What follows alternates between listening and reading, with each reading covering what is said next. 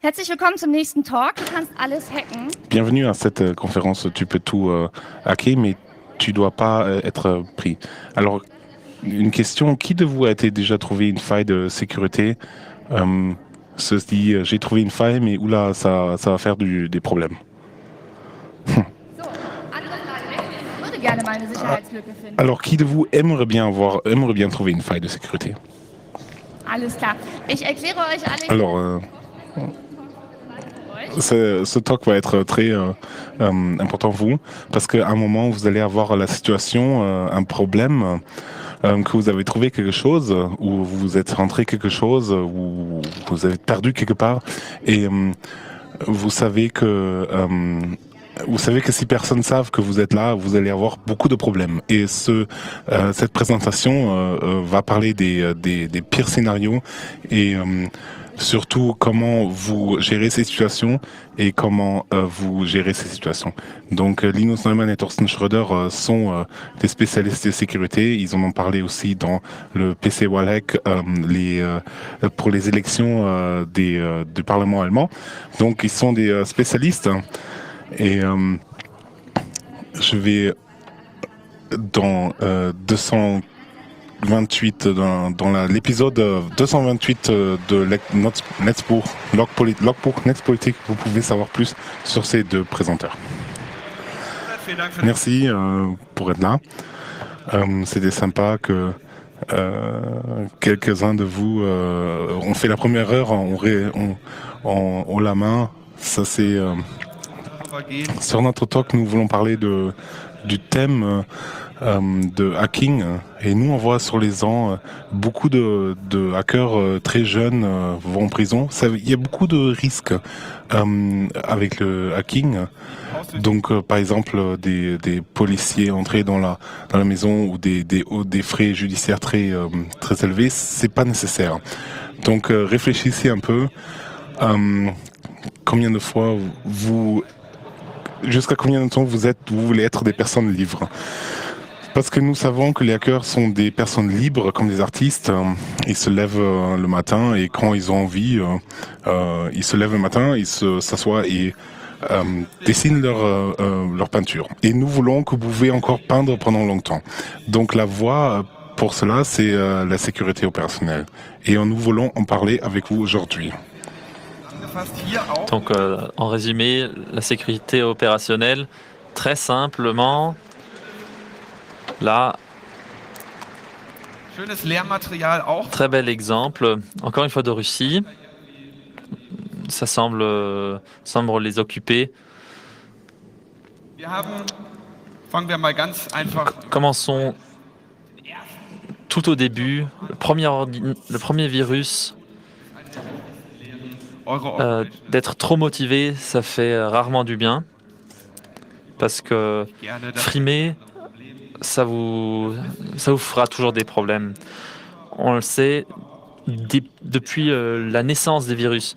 Le premier virus qui s'est baladé internationalement et qui a détruit la moitié d'Internet, c'était le virus Morris, qui a exploité plusieurs failles dans SendMail, Zynga et des mots de passe assez faibles. Il s'est vraiment bien répandu. C'était donc un problème sur Internet en 1984. Et pourquoi il s'appelle le virus Morris, en fait, vous vous demandez peut-être? Parce que son inventeur était très très content de son invention et a adoré en parler de comment il fonctionne. Et donc, à un moment, il était sur la table à l'université de Harvard et a prêché de comment son virus a fonctionné dans tous les détails possibles et imaginables. Et il était clair que l'infection avait eu lieu sur place. Quelqu'un l'a raconté à un journaliste un jour. Il a dû admettre.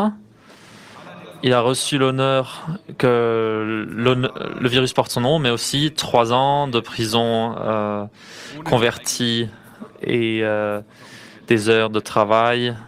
S'il n'avait pas eu cette envie de frimer, ça lui aurait été épargné. On a la même chose pour des braqueurs de banque. Donc là, un jeune homme qui a braqué une banque. Qu'est-ce qu'on fait quand on a vécu un truc aussi excitant, quand on a vraiment beaucoup d'argent? Un selfie, bien sûr. Si ça suffit pas, on peut encore faire un autre selfie. Ou faire une photo avec la complice. Et manger. Et bah, du coup, il se retrouve très rapidement en insta-jail. On pense que c'est éventuellement un cas isolé, parce que franchement, on peut pas être aussi bête que ça, mais si on regarde sur le net, faut vraiment pas chercher longtemps pour trouver de plus en plus d'experts qui mettent des photos comme ça sur le net, et ça finit toujours de la même façon. Là, le jeune homme, il doit vraiment avoir de très mauvaises dents, et toutes les dents en or. Là, lui, il a été condamné parce que sur Facebook, ils ont frimé avec leur argent. Si on regarde les pionniers du hacking de voitures, c'est à peu près le même phénomène. Il faut mentionner que les premiers essais de hacking de voitures étaient plutôt brute force et que les pionniers dans ce domaine étaient ces deux jeunes hommes qui ont commis un très très grand hack. Ils ont cassé la vitre et ils ont volé $5000 plus un iPad. Qu'est-ce qu'on fait quand on a un iPad? Ah, d'abord, on va à Burger King parce qu'il y a du Wi-Fi et jouer un peu avec l'iPad. Et ils se sont rendus compte, hey, on peut faire des vidéos avec. Hello, America. This is Dorian from the Money Team. This is my brother Dylan. Money Team. Also Money Team. This, my good people, is what we get from a good night's hustle.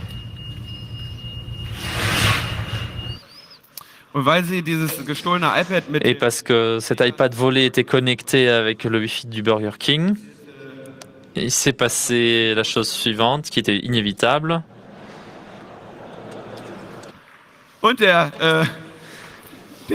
Et le propriétaire du véhicule a filé la vidéo à la police une semaine après. Et la police a dit, ouais, enfin, on les connaît bien. Et s'est occupé des jeunes hommes. Alors, on revient maintenant sur les hackers informatiques. On a fait un petit séjour au monde analogique. Alors, qu'est-ce qui peut tourner mal quand on est intéressé sur le web, si on par exemple dans des magasins en ligne, des online shops. Alors, on peut acheter des produits et puis bon, on glisse avec la souris, c'est quelque chose qui arrive. Donc, sans faire exprès, on entre des caractères illégaux. Ce qui est important, on parle de quelque chose qui est dangereux pour un hacker. Donc, si vous êtes sur un magasin en ligne et si vous glissez sur la souris, bon, ça, le danger est un peu plus imminent. Donc, le problème, c'est que vous n'étiez pas anonyme. Donc, vous vous dites, j'aime bien jouer, je suis curieux. Je vais utiliser Tor maintenant. Et j'irai plus tard sur ce site avec un système anonyme. Alors là, on trouve une erreur de cross-site scripting. Donc le danger grandit un peu. Mais bon, on est sur Tor. Le danger grandit toujours. Donc peut-être on trouve une injection SQL ou alors une exécution de code à distance. Donc là, on est quand même sur un danger assez élevé. Là, c'est pas... là, c'est clair que on est allé pas directement sur le site pour trouver un XSS, mais par hasard. Si on regarde beaucoup plus loin, à un moment, peut-être on trouve des choses comme des cartes de crédit. Donc là, on est quand même assez très élevé dans le danger. Et après, ça tombe de suite parce qu'on revient à la prison. Donc à ce moment-là, il faut plus avoir peur qu'on y trouve. Donc, pourquoi est-ce que les gens se font capter? Parce que j'ai pensé à la sécurité beaucoup plus tard. Parce qu'au moment où j'ai glissé sur la souris, j'aurais dû utiliser un système anonyme déjà. Parce que dans ce moment, à un moment, le système se rend compte que quelque chose se sont passé. Ils vont se dire, d'accord, on va regarder ce qui s'est passé. Donc ils se sont dit, c'était un tort, mais après ils vont regarder, ils vont voir, quelqu'un a glissé sur la souris, et après ils vont venir vous voir. Donc généralement c'est vraiment comme ça. Les gens se disent, regarde, je viens de trouver quelque chose, maintenant je vais aller sur Tor. Non les gars, c'est trop tard là. Pardon. Alors, vous pouvez aussi penser que si on pense aux protections des données, on peut aussi regarder ce qu'ils ont comme règle de protection des données, combien de temps ils gardent les données. Peut-être que vous avez le droit d'être oublié. Il y a des entreprises qui sauvegardent les données quelques jours. Dans ce cas-là, il faut attendre un peu. Alors en général, ça veut dire qu'il faut être il faut faire attention quand on fait des voyages de données. Comme Alberto, il était à l'ordinateur l'après-midi et il a entré des données médecine sur un cloud. Et Albardé se sont dit, il s'est dit, oula, on pourrait regarder si avec admin on rentre. Oups, voilà. Et après, il a écrit un mail au CERT d'Uruguay, la centrale du pays qui travaille avec des données sensibles. Et après quelques heures, il a eu une réponse du chef du CERT. Il a dit que, c'est quelque chose d'important et on te prend au sérieux. Oula. Bon, c'est pas trop dramatique parce que le hacker voulait pas faire quelque chose de mauvais. Oula, il faut que je dise... Donc pour lui aussi, le cas était complet parce que il a dit, il a écrit un mail, certes, a pris le cas, et puis il s'est dit, ma vie continue tout à fait normalement. Et puis, 1 an plus tard, il s'est rendu compte que admin, ça a été corrigé, mais il y a aussi accès aux données sans authentification. Je vais aussi nommer ça au CERT de l'Uruguay. Et encore une fois, pendant 2 ans, il s'est rien passé. Lui-même avait complètement oublié l'histoire. Et ensuite, l'entreprise, avec ses données de santé, reçoit un email de quelqu'un. Donne-moi des bitcoins. Il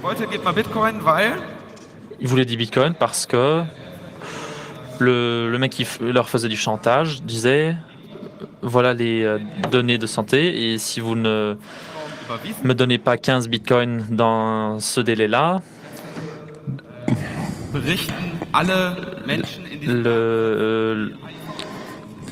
toutes les données des personnes infectées VIH seraient transmises à la presse. Je ne sais pas si la presse aurait été intéressée, mais c'est la police en tout cas qui était intéressée. Il faut toujours penser à la police d'ailleurs. On les reconnaît à ces chapeaux-là. Die haben vorne auch so einen Stern drauf. Et il y a une étoile sur le front, juste pour que vous n'oubliez pas. Donc, quelqu'un veut des bitcoins, il se passe encore rien pendant longtemps, jusqu'à ce que Alberto se fasse fracasser sa porte. Donc, il est fouillé, encore avec de la force brute, et il se passe la chose suivante. La police ne croit pas ses yeux. Quand ils entrent dans cet appartement, ils trouvent tellement de choses intéressantes que lors d'une conférence de presse, ils montrent un peu ce qu'ils ont trouvé et friment avec ça. Parce que ça avait l'air de ça. Donc plein de cartes de crédit et des cartes de crédit vierges. Et ça fait généralement pas une trop bonne impression. Même que ce soit dans le supermarché ou dans votre armoire à la maison, pas bien. Plus, ils trouvent des cartes, des lecteurs de cartes et des wallet fail. Haben sie dann alles schön drapiert. Ils ont tout bien arrangé. Ob die Polizei an OPSEC gedacht La hat. question est encore si la police a pensé au numéro, a pensé à l'obsèque et ont effacé les numéros de carte de crédit, on ne sait pas. Et ils trouvent ce qu'on trouve chez chaque hacker, tout bon criminel, bien sûr un masque Anonymous. Anonymous-Maske drapieren die schön. Wir haben auch noch eine dabei, oder? Nein, haben wir Nous nicht. aussi on en a un, non? Ah non, bien sûr qu'on n'en a pas. Bargeldreserven. Un peu de cash, réserve stratégique. Et Das war natürlich sehr verräterisch. ça, bien sûr, c'était des très traîtres. Ils ont trouvé des bitcoins. Und die wollte der Erpresser ja haben. Et c'est justement ça que le gars qui leur faisait chantage l'ont trouvé. Et un bitcoin plus un bitcoin, ça fait Verhör, ein paar Drohungen. des interrogatoires, des menaces. Et face à cette police complètement incompétente, il avoue, espérant que dans la suite de la procédure, il serait en contact avec des personnes compétentes. Cet espoir est en vain. Il est en prison pendant 8 mois. Et là, en ce moment, il est libre sur caution. Er ist absolut sicher. Alors lui, il est vraiment sûr qu'il n'a pas fait ça. Il aurait dit ça, il aurait été débile de le faire parce que après avoir montré 2 fois qu'il y a une faille, tu écris pas des mails et surtout tu écris pas un mail que tu vas avoir 15 bitcoins sur ce compte sans mentionner le compte. Donc ça serait vraiment débile d'écrire un mail comme ça si on est déjà été au contact avec la police en avant. Donc on a fait quelques blagues sur Alberto, on lui a écrit un mail et Alberto nous rejoint ici sur le vidéo. After spending 8 months in prison, I have to tell you that I learned many things. One of them was that I should know how to manage the truth. When, who, where, how much information you share are key elements in order to stay out of trouble. After hearing my story, people tell me that the learning is that they should not report security incidents. And for me that is sad. Report them. I don't report them anymore because I was forced to. And that is the way that I manage the truth, in my case. I hope to be there next year and share with you the outcome of my experience, which is crazy. So guys, keep on hacking.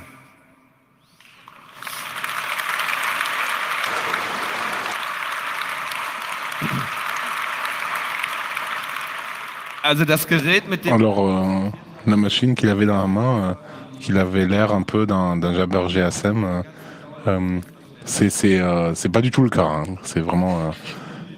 la police, ils l'ont pas pris quand ils étaient chez lui. Et ainsi que 30 disques durs. Et donc, ils lui donnent pas les machines qu'ils ont pris parce que ça prendrait trop de temps de regarder toutes les choses. Mais... nous savons maintenant, il y a quand même un sens dans tout ça, de montrer que la maison et la place chez soi doit être un endroit de discipline et d'ordre. Si vous pensez chez vous, si quelqu'un entre chez vous et prend vos machines sur un mauvais point de vue, ça peut être très très bizarre. Voilà. Alors, qu'est-ce qu'il y a encore sur un niveau technique qui peut montrer qui on est? On a vu des hackers qui parlaient trop. Qu'est-ce qu'il y a vraiment de danger imminent contre un hacker? On pourrait dire c'est les métadonnées qui sont un peu comme des empreintes digitales, les métadonnées. Il y a vraiment plus de choses aujourd'hui qui n'ont pas de métadata. La question, comment est-ce qu'on évite les métadonnées, qu'est-ce qu'on peut faire? C'est très dépendant du contexte. quand on regarde le contexte où les données méta apparaissent, c'est quelque chose qui est très important, auquel il faut penser avant qu'on commence à hacker quelque chose. On doit être clair des traces qu'on laisse sur le net. Ça, c'est la partie, nous, où on essaye pour les hackers un peu plus jeunes, on veut vous donner quelques idées, de vous réfléchissez quel genre de machine est-ce que j'use, quel genre de logiciel j'utilise, quel genre de traces est-ce que je laisse. J'ai un smartphone, je laisse des traces partout. Et ça, c'est vraiment important de savoir qu'est-ce que je laisse comme traces, quelles sont les identités que j'ai. J'ai des pseudonymes sur net. Je vais prendre des systèmes anonymes et qu'il y a des destinations techniques. Est-ce qu'on, en tant que groupe pour hacker, on utilise des pseudonymes? Donc on utilise des chiffres cryptographiques. Et c'est très très difficile les clés cryptographiques parce qu'elles existent qu'une fois. Donc le problème, c'est qu'on peut retracer l'origine et avec ces clés uniques. Donc, ça peut être très problématique si on lance des services sans faire attention. Les locks, c'est un classique aussi. Toujours, il y a des stratégies qui mettent des données sur des disques TrueCrypt, mais ils ont un logging sur quelles données ils ont ouvert et les logs sont mis sur la partie non cryptée du système d'exploitation et dans le log on voit quel genre de données cryptées sont dans les disques cryptés. Cette option, cette idée d'avoir accès au logiciel qu'on vient d'utiliser, ça peut être vraiment un problème pour vous si vous utilisez ce système pour hacker un peu. Ce qui est vraiment important à respecter, parce que la police peut créer des identités pour vous traquer. Ils peuvent regarder votre façon d'écrire, que ce soit du code ou du langage. Malgré les pseudonymes, ils peuvent très bien savoir qui vous êtes. Les gens qui regardent les ordinateurs ou les serveurs, ils aiment bien regarder les configurations de bash. Comment est-ce que vous servez de la console? Est-ce que vous êtes des experts? Est-ce que vous avez de l'expérience? Tout ça, c'est des choses sur lesquelles auxquelles vous devez faire attention. Dass ihr meint, ihr müsst dann Funktionserweiterer am Kernel hinterlassen. Der Code wird später analysiert. Le code que vous laissez, il est analysé. Comme pour découvrir des plagiats, on peut facilement reconnaître quelqu'un, l'auteur, face à du code binaire.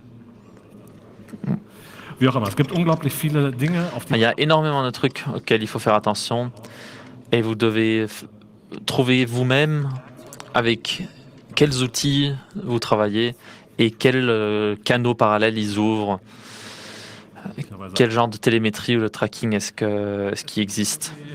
die Rules of the Internet. Il y a pas mal de règles d'Internet, de Anonymous.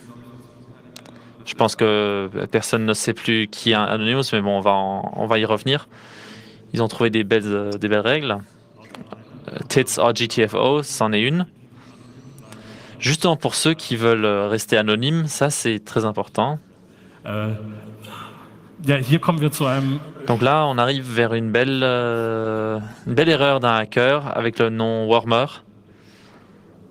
Ein Foto seiner. Il avait mis une photo des seins de sa copine sur le net. Il en était très très fier. Voilà, les seins ou casse-toi.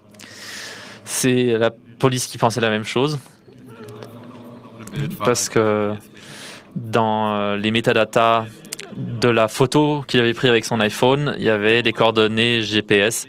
Et c'est pour ça que Warmer reçoit de nous le prix Mario Bart pour le fail obsèque le plus inutile. Fragen sich natürlich, Du coup, on se demande comment est-ce que ça fonctionne l'anonymité sur le net, si même Anonymous ils n'y arrivent pas.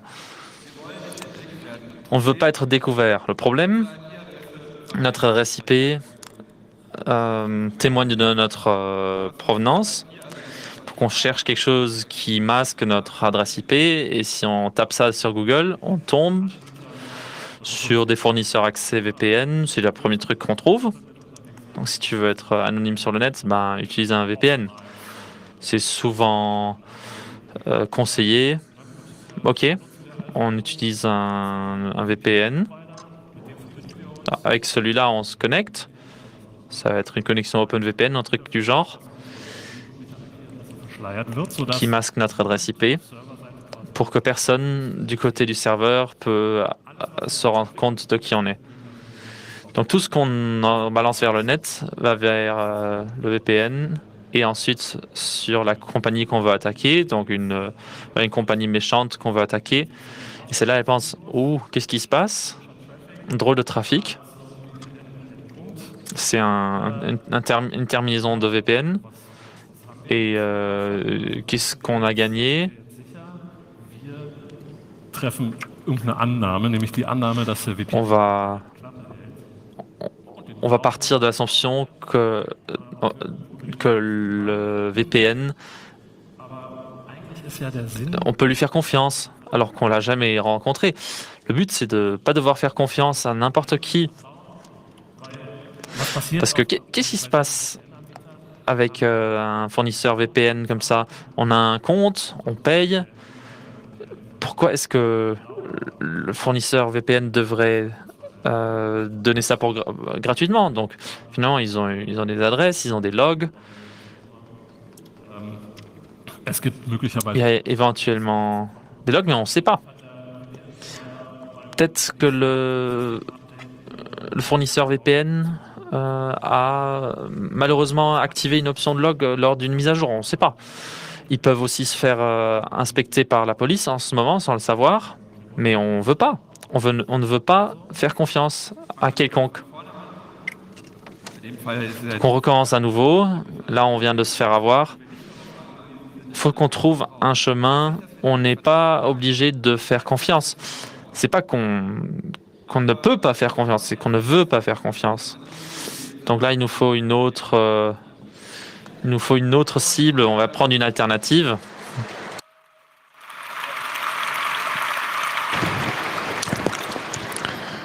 Et alors, cette fois, nous allons utiliser Tor. Vous avez sûrement déjà entendu parler. Donc, c'est assez simple d'utiliser. Le trafic est relayé par plusieurs stations sur Internet et encrypté plusieurs fois. Donc, vous envoyez à un node d'entrée un multiple de trafic de données. Donc, ce Tor entrée sait qui vous êtes, mais il ne sait pas où vont vos données. Il sait juste que les données doivent être passées à un node prochain.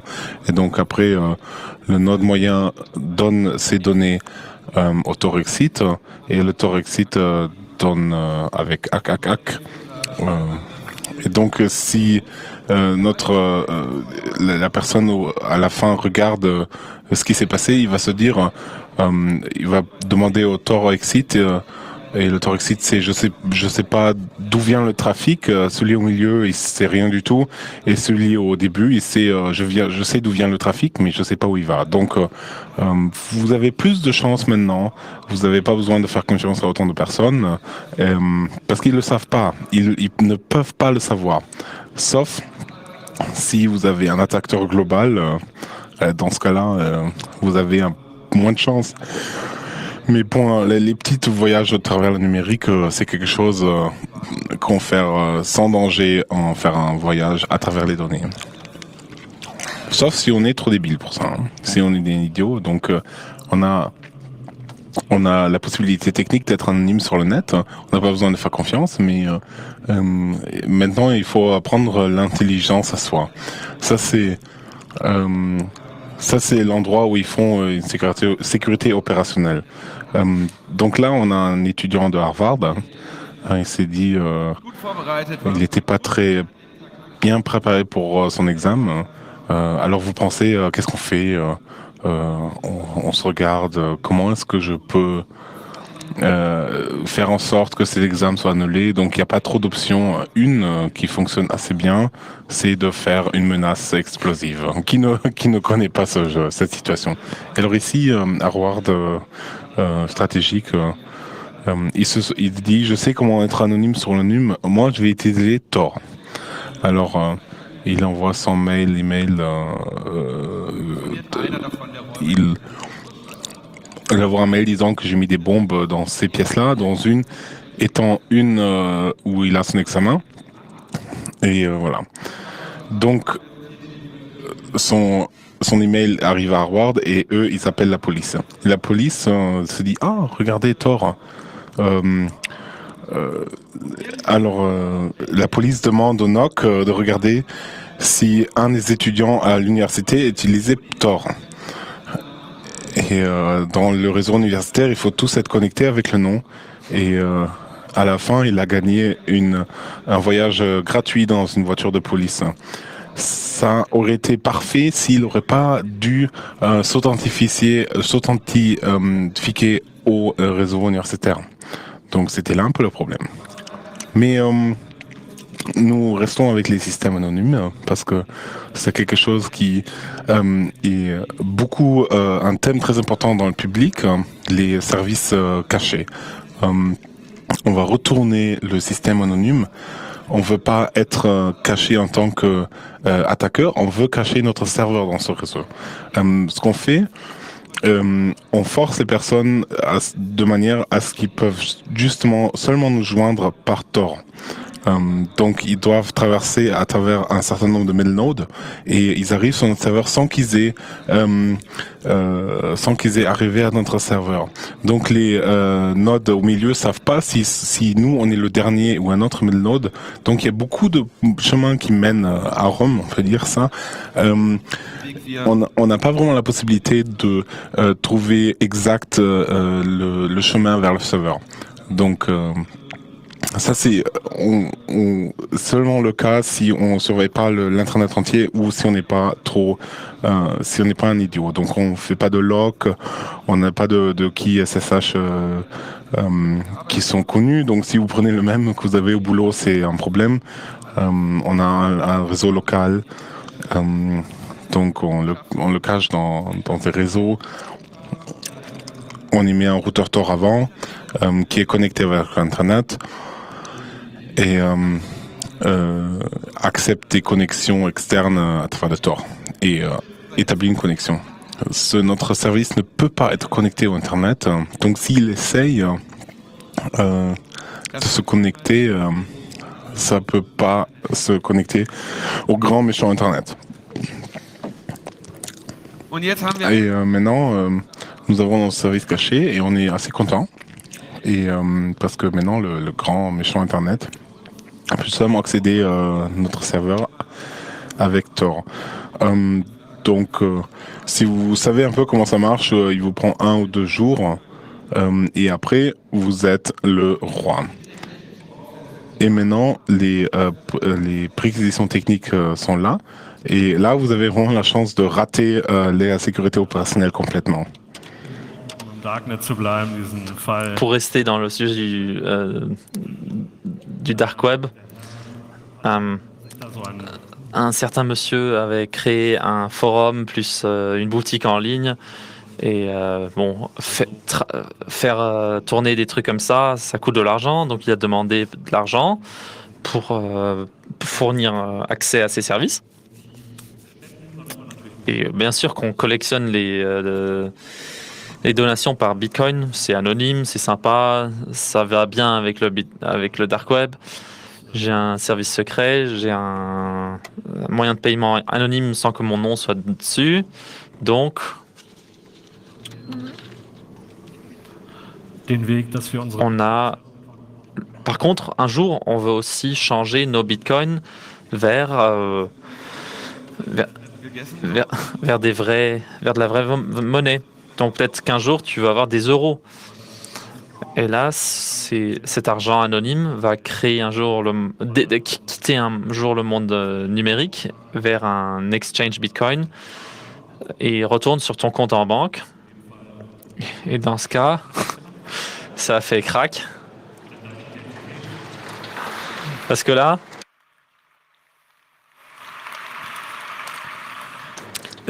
ton identité est exactement à ce moment-là retrouvée. Parce qu'en plus, là, on a un fournisseur allemand, un marketplace qui est en Allemagne.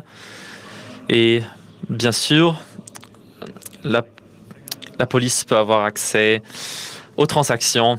Et du coup, là, on offre le prix Satoshi Nakamoto pour les retraits d'argent anonymes. Wohldurchdachte Pour des plateformes de dons vraiment très bien construites. Und was eigentlich Et ce qui est super intéressant dans ce cas,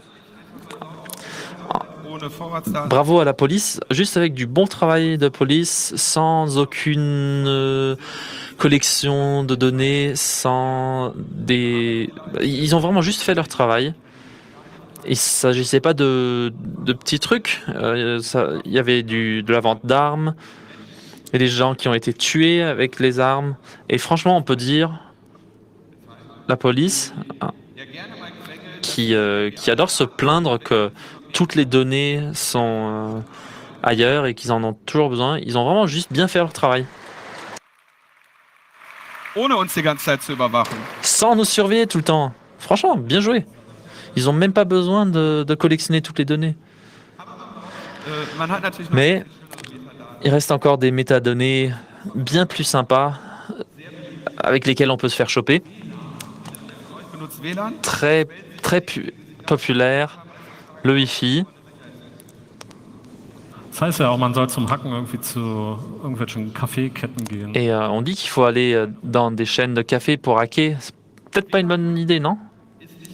Eurer Wohnung. Le Wi-Fi, c'est plus seulement dans votre appartement. Les signaux que vous émettez vont assez loin. C'est un membre d'Anonymous qui a appris ça.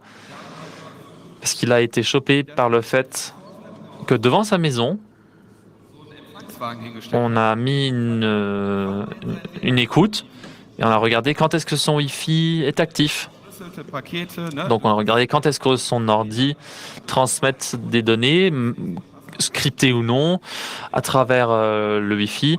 Et finalement, ils ont juste corrélé à quel moment ce mec est actif dans l'IRC.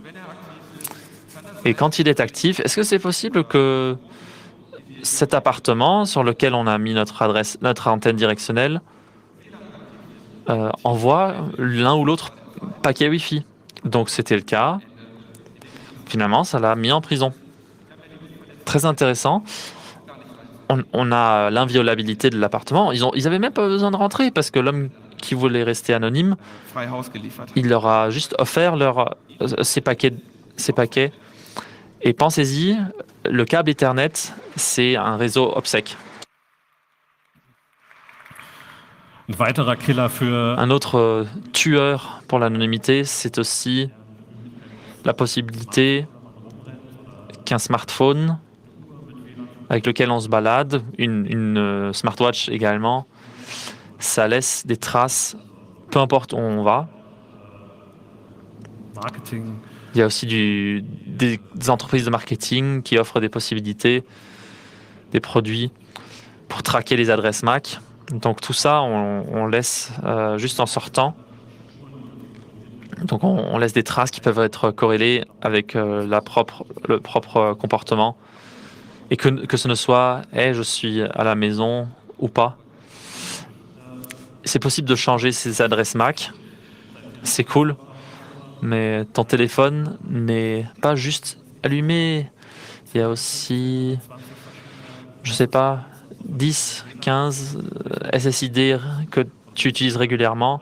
Et même si tu changes ton adresse MAC régulièrement, cet appareil va régulièrement chercher des adresses, des SSID connus et laisse donc des traces sur toi En fait, c'est beaucoup plus simple de te trouver avec un set d'SSID connu qu'avec une adresse MAC. Donc là, tu laisses des empreintes assez caractéristiques, peu importe et partout où tu vas. Donc là, avec le 4e SSID du haut, le mec a déjà été dans le darknet, c'est impressionnant. Donc vraiment très dommage, très ennuyeux. Donc ils se sont dit, on a géré le problème si on met au hasard les adresses MAC au hasard, mais justement le nombre de Wi-Fi que votre smartphone connaît, ça c'est déjà un problème pour vous. Et avec ces combinaisons, on peut rechercher qui vous êtes. Donc qu'est-ce qu'on peut dire à ce point-là? Si vous avez peur d'être surveillé, vous devez faire attention à déactiver le Wi-Fi sur le plus de machines possible. Ou alors quand vous hackez quelque chose. Ça peut arriver. Hein. Alors aussi très bien, j'ai un cas parce que j'aide des personnes parfois. C'est un groupe de personnes qui, en leur temps libre, volontairement font de la peinture sur des trams. Donc des artistes qui voulaient savoir comment ils fonctionnent leur process. Donc ils avaient des téléphones portables juste pour le travail chez le client. Donc c'était déjà bien, c'était une bonne idée. Le problème c'était que ils l'ont utilisé que chez le client et quand à un moment on est dans un moment où la police regarde le trafic sur le réseau. Et alors la police à un moment s'est rendu compte, à un moment quand une œuvre d'art qui apparaît, on regarde les smartphones qui étaient connectés. Et la prochaine fois que vous êtes chez le client, la prochaine fois la police va être sur place parce que les téléphones peuvent être surveillés en temps réel si on sait ce qu'on cherche. Donc ça c'était vraiment un bon cas de failure de OPSEC. Ça c'est pas une image du groupe. J'en ai pris un de Google, donc c'est aucun lien. Et donc ici il y a un pseudonyme. À un moment, un pseudonyme d'un groupe va être résolu et il va être connecté à une personne parce que ces images et ces données vont toujours être associées avec le pseudonyme et à un moment il peut y arriver le jour où on peut retracer tous les points vers une personne. Donc ça peut être vraiment un problème de peindre une trame.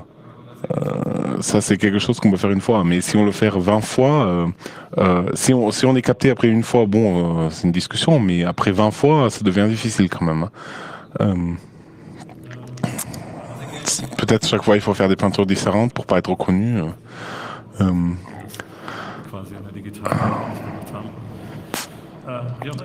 Voilà, enfin, comme j'ai déjà dit au début, la chose la plus importante, c'est de savoir comment connaître les tools, les outils qu'on utilise. On prend pas un logiciel au hasard de l'internet qu'on a entendu ou alors on a lu quelque chose sur l'internet. Tu dois savoir comment fonctionne ton ordinateur, prends du temps à comprendre la technique derrière et tu dois maîtriser la technique. Par exemple, les browsers internet. C'est quelque chose qui est vraiment important.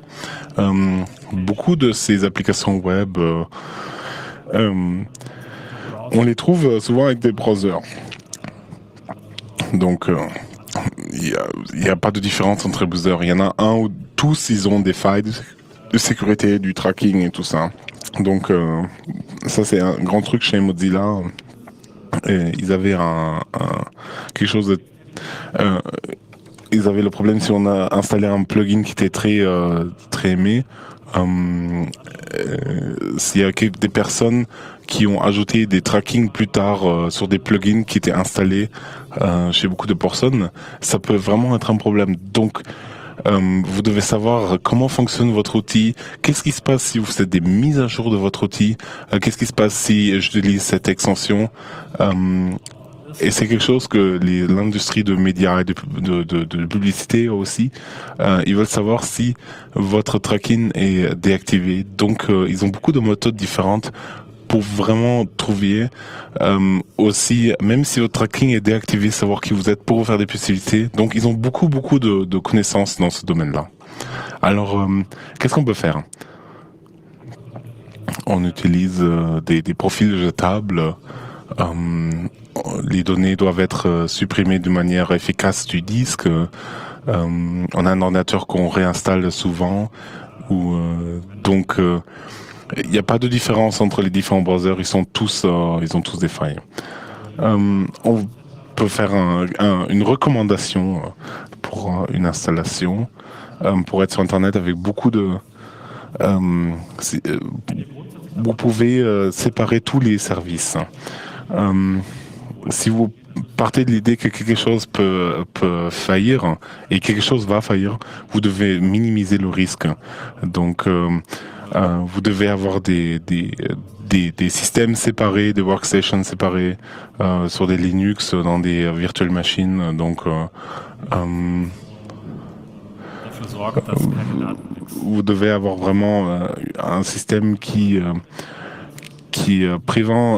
essaie de pas créer de leak de data. Donc c'est quelque chose que vous devez avoir un système, vraiment faire attention. Et faites vraiment attention avant que vous envoyiez des données dans le net dont vous n'avez pas besoin. Il y a beaucoup de gens qui vont l'attendre. Hein. Alors, tes systèmes te laisse pas influencer par des personnes. Non, utilise ce système-là. Ou alors, t'es pas cool si tu utilises pas ce système. Donc, utilisez le système avec lequel que vous maîtrisez plus. Si vous maîtrisez le système, vous connaissez aussi tous les points négatifs. Vous le savez, vous pouvez adapter votre action. Être feignant, c'est aussi un grand problème avec l'anonymité. Donc, il faut regarder toujours quelque part en avance. Dès le début, il faisait utiliser Tor, même si je vais pas acheter quelque chose, vraiment pour être sûr que juste par fainéantisme, je déclare mon identité. Il se peut aussi que un serveur de l'autre côté peut aussi dire oh, je suis un Torexit Node, ou alors les CAPTCHA sont plus ou moins difficiles si on utilise un Tor. Donc c'est quelque chose qui est vraiment là pour vous pousser à déactiver Tor et donc ou à pas utiliser d'anonymité. Et donc ça c'est vraiment un problème parce que ce fainéantisme va vraiment vous mettre en prison. In Zukunft eventuell auch. Ce qu'on va peut-être voir dans le futur, on ne sait pas. Là, c'est un canari. Letztes Jahr auch schon auf dem Kongress, glaube ich. Il y avait déjà une conférence l'année dernière. C'est juste des petits dessins qui peuvent être il peut être vérifié si quelqu'un cherche ça sur Google. Donc sur un de mes systèmes, je peux mettre un pot de miel et mettre ça sur des bases de données apparemment vides. Et donc un hacker va voler les données, il va chercher si on peut encore trouver plus et évaluer la valeur des données qu'on vient de voler. Et même la curiosité est un tueur. Ça, c'est des pièges qui sont là dans le net. Il faut toujours avoir un certain niveau de paranoïa et toujours penser que quelqu'un est en train de vous tendre un piège.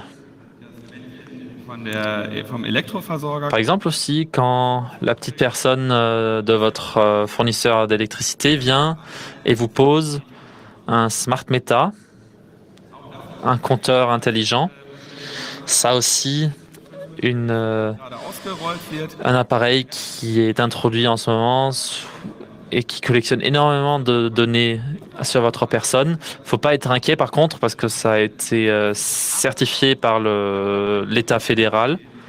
Qu'est-ce qui pourrait bien se passer? Sauf que bien sûr, tout ce qui porte l'aigle et les couleurs fédérales est généralement intéressant pour les hackers. Donc là, on va attendre et on est curieux de tout ce qui va se passer dans le sport du hacking. Vous voyez, c'est pas toujours les problèmes techniques, c'est aussi vous-même. La fainéantise, par exemple, ou si on aime bien embellir les choses.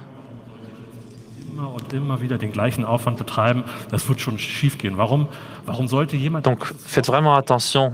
C'est pas parce que ça a marché quelquefois. Faites attention, quoi.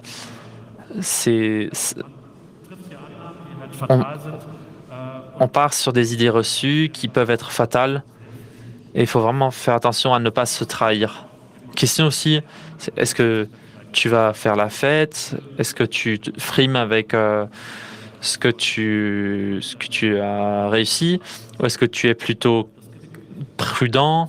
Tout ça, c'est des histoires qui peuvent te trahir. Il y a aussi des histoires où les amis qui peuvent te trahir sans le faire exprès. Puis, ta façon d'être. C'est des petites choses, mais comme je disais, ton codage peut être traître, ta grammaire, ton orthographe, certaines capacités, certains dons, certains talents qui peuvent être traîtres, que d'autres ne savent pas faire. Donc à la fin, c'est peut-être des indices particuliers qui peuvent être utilisés par les forces de l'ordre qui vous cherchent, qui vous chassent. Puis, quand vous avez hacké quelque chose, peut-être que vous laissez des amplificateurs de fonction derrière vous. Tout ça, ça reste sur le serveur parce que quelqu'un vous coupe l'accès Internet et ces données-là peuvent être analysées. Il faut toujours penser au fait que ça peut arriver. Donc, pensez à ne pas laisser de traces derrière vous. Ja, ansonsten eben einfach mal tief durchatmen, vielleicht respirez de temps en temps. Soyez en dessous du radar. Faites pas le malin. Faites pas d'allusion pour avoir l'air mystérieux. N'allez pas trop loin. Et surtout, soyez pas...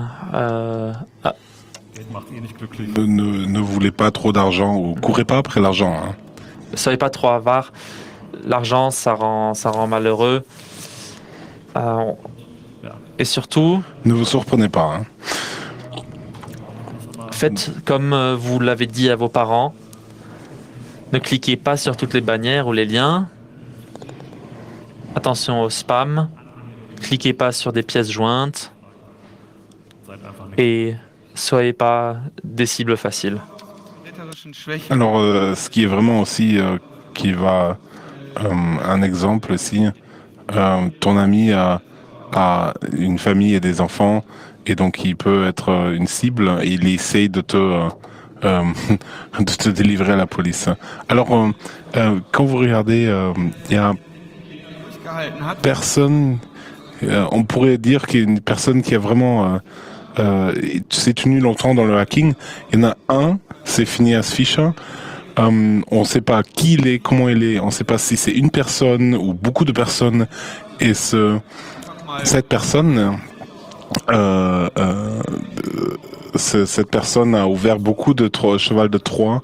Et donc, depuis très peu de temps, il y a la nouvelle que les enquêtes contre Phineas Fisher ont été arrêtées parce qu'ils n'ont aucune traces qui ont été trouvées.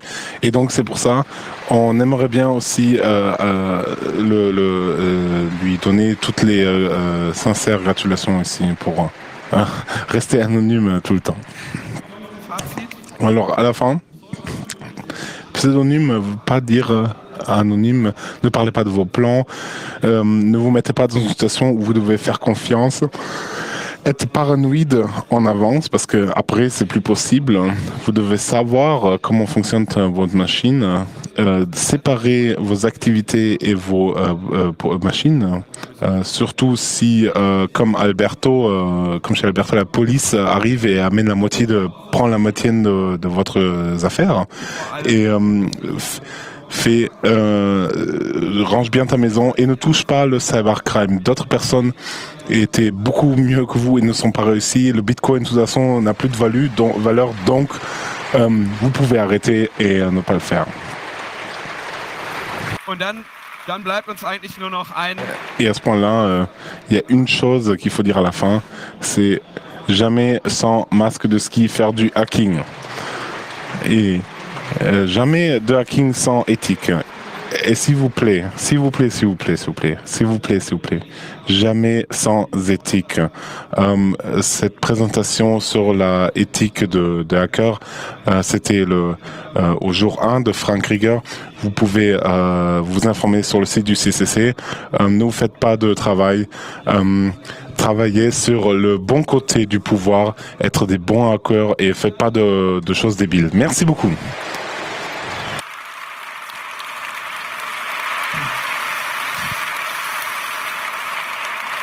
Ich habe auch noch eine. Ist bald wieder Fasching, ne?